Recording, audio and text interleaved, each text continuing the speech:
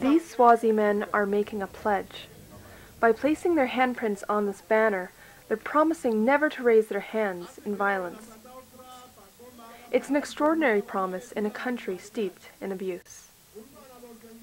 Swaziland is a tiny country in southern Africa. It's one of the world's last true monarchies, with all the political power held firmly under the thumb of King Mswati III. Tourist brochures paint it as a scenic kingdom rich in traditional culture. But it's also a strongly patriarchal culture. Polygamy is permitted. The king himself has 13 wives. In some circumstances, a woman can't even buy land or sign a contract without her husband's consent. Swazi women must also deal with poverty and disease. Their country has the highest HIV rates in the world.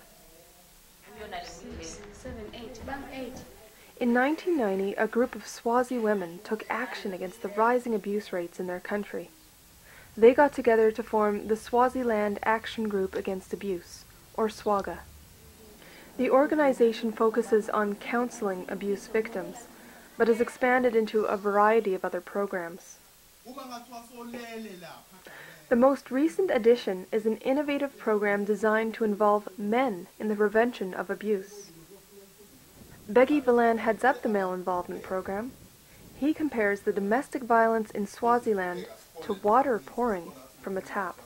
We have opened the tap, and as SWAGAA, we are having a mop and cleaning this water, but the tap is still open because we haven't drilled properly and try and engage the source, which is the man. In 2006, CCI invited Valan to look at some of the organizations that counsel male abusers in Nova Scotia. The Transition House Association of Nova Scotia is a partner of CCI. It arranged a placement for Valan at the New Start Counseling Agency in Halifax. Pamela Harris is the coordinator of the association. She says that Valan's 3-month stay really made an impact on the women's rights community in Nova Scotia. Typically in Swaziland, there aren't a lot of good men who really get it, who really understand that that equality, that really having respect for women will make things better, not only for women, but for men and men's children. And Beggy came here and he made really an enormous impression with the feminists and the women in the women's community because he was so sincere. Valan says the most important lesson he learned during his stay in Canada was simple but powerful. What motivated me is that gender-based violence is not only for Africa. It's cutting across, and it's the same. It's either we are white or black, or whether we are highly paid whatsoever, because we are not alone in this fight.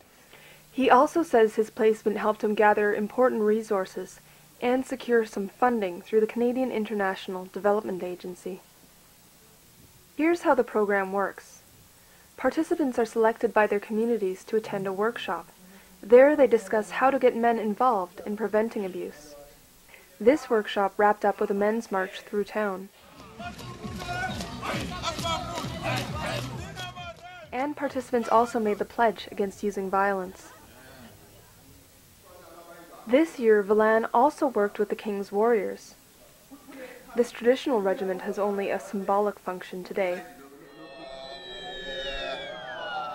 But hundreds of the warriors meet with the king each year to take part in the Inkwala ceremony. Mabande Masuku agrees that gender-based violence is a problem in his country. Yet he also showed some resistance to the type of gender equality that SWAGAA is trying to promote. We believe in the Bible, a man is the first person in the earth. And a woman is a second person as a helper of a man.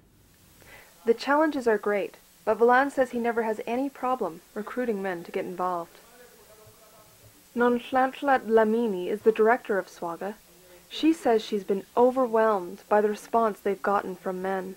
And we really appreciate the fact that Swazi men are beginning to say the problem of violence is not just a problem for women, it's a problem of Swazi society, of which Swazi society is made up of both men and women.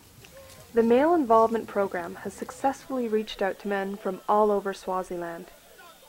But Valan says it took a phone call to make him realize just how important his work is. A woman called SWAGAA to tell him that her husband used to beat her regularly. Then he went to one of the male involvement meetings. He hadn't laid a hand on her since. That's when I feel like, wow, I'm making a difference, because sometimes I feel like, am I really doing something? You know, but this makes me to think twice and really wake up in the morning ready for work to say, you know, I've helped someone.